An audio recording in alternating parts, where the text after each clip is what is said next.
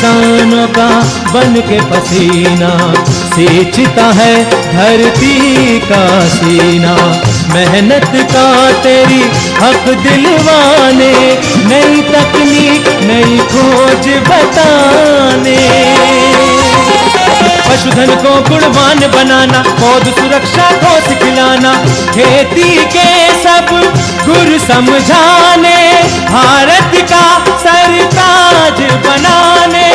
आठों पहर है संग तुम्हारे अन्नदाता, अन्नदाता। नमस्कार, मैं हूं शुभी मिश्रा और आप सभी दर्शकों का अन्नदाता कार्यक्रम में बहुत बहुत स्वागत करती हूं। हमारे देश का किसान जन का पोषक है, वो श्रम का देवता है, अन्नदाता है और उसमें ही भारत की आत्मा निवास करती है। ऐसे ही किसानों की प्रगति के लिए हम खेती बाड़ी से जुड़ी बहुत सी नई लाभकारी जानकारियां हर रोज सुबह आपके लिए लेकर आते हैं। तो चलिए कार्यक्रम शुरू करने से पहले देखते हैं क्या है आज के अन्नदाता में खास। धान की फसल में रोगों का नियंत्रण है जरूरी।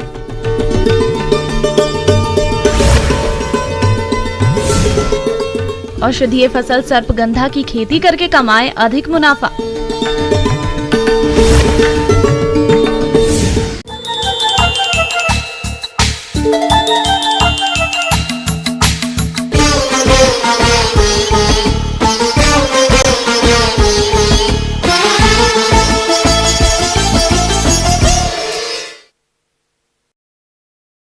किसान भाइयों, धान भारत समेत कई एशियाई देशों की मुख्य खाद्य फसल है।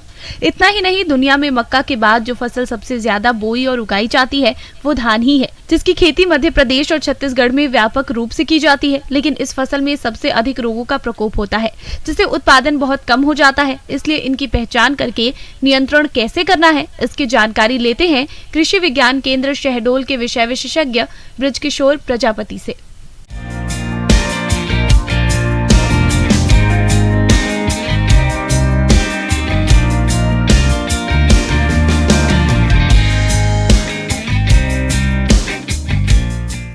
तो आज जो है हम धान की फसल में मुख्य रूप से लगने वाले कीट और बीमारियां जो है उस पर हम चर्चा करना चाहेंगे। तो मुख्य रूप से जो है धान की फसल में ब्लास्ट नामक जो है रोग लगता है। यह रोग की पहचान जो आप समझ सकते हैं, पत्तियों पर जो होता है नावनुमा संरचना भूरे रंग की बनती है और इस पर जो होता है इसका जो नावनुमा संरचना है उसके बीच का जो भाग होता है वो जले हुए राख के समान सफ़ेद रंग का दिखाई देता है। और यह अत्यधिक होने पर जो होता है प्रकाश संश्लेषण की प्रक्रिया पौधे में रुक जाती है, जिसके कारण पौधे की बढ़वार भी कम होती है, पौधा बौना रह जाता है, कल्ले कम बनते हैं, उत्पादकता निश्चित रूप से कम हो जाती है। तो यह बीमारी के नियंत्रण के लिए निश्चित रूप से जो है कार्बेंडाजिम जो होता है उसकी 50 WP मात्रा को जो है 2 ग्राम प्रति लीटर की दर से आप निश्चित रूप से छिड़काव करें। यह एक मुख्य रूप से बहुत आसान साधक है नियंत्रण का। अब आइए बात करते हैं खैरा रोग के बारे में।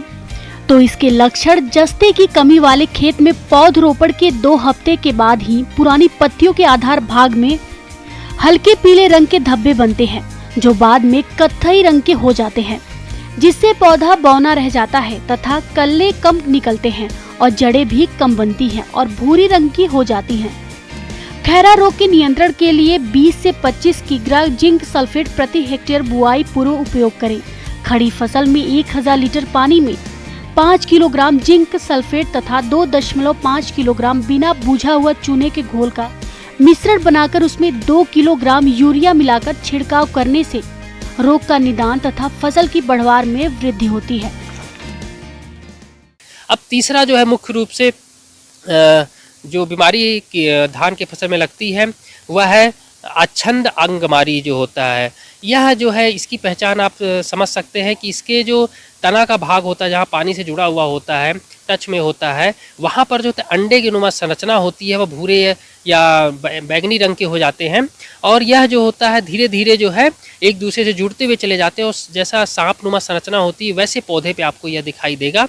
और यह एक कल्ले से दूसरे कल्ले में, तीसरे कल्ले में इस तरह से जो है एक दूसरे से संपर्क में आने के कारण जो होता है पौधे में बहुत ज़्यादा अग्रसर हो जाता है, जिसके कारण पौधे की जो है बढ़वार नहीं हो पाती है और उत्पादकता और कल्ले जो होते हैं कम बनते हैं।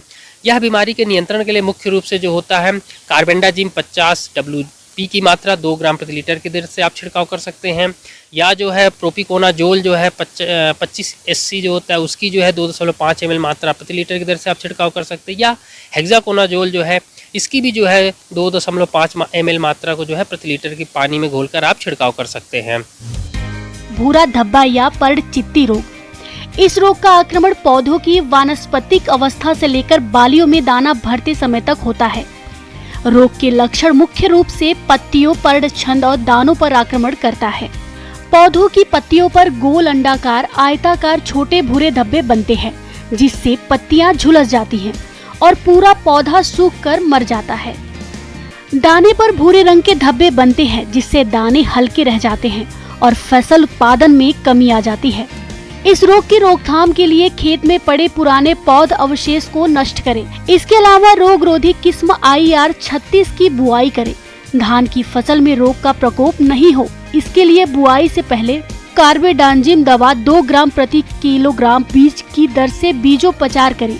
खड़ी फसल पर लक्षण दिखते ही कार्बेंडाजिम या मेन्कोजेब 3 ग्राम प्रति लीटर पानी में घोलकर छिड़काव करें, तो इस रोग पर नियंत्रण पाया जा सकता है।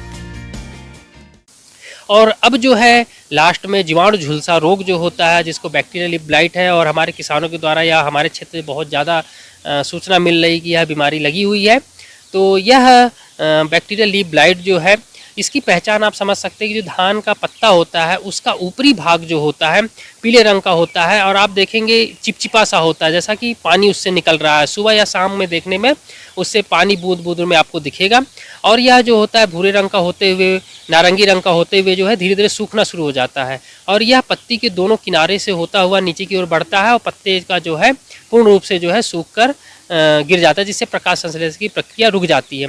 तो इस बैक्टीरियल लीफ ब्लाइट डिसीज जो है बीमारी है, इसके नियंत्रण के लिए जो होता है कॉपर ऑक्सीक्लोराइड जो है 2 ग्राम मात्रा को जो है प्रति लीटर की दर से आप घोल कर छिड़काव कर सकते हैं, या जो होता है प्लेंटोमाइसिन जो है उसकी 1 ग्राम मात्रा प्रति लीटर की दर से आप छिड़काव कर सकते हैं, या स्ट्रेप्टोमाइसिन जो है उसकी 3 ग्राम मात्रा को 10 लीटर पानी में घोलकर जो है आप छिड़काव करके जो है इस बीमारी के नियंत्रण को आप कर सकते हैं। तो किसान भाइयों, मेरे द्वारा बताई गई कीट बीमारियों और जो बैक्टीरिया के होने वाली बीमारियां हैं, इनको अगर आप निश्चित रूप से प्रबंधन करते हैं तो निश्चित रूप से हमारे किसान भाइयों को धान की फसल से अधिक उत्पादन प्राप्त होगा। धन्यवाद। किसान भाइयों, अब लेते हैं एक छोटा सा ब्रेक।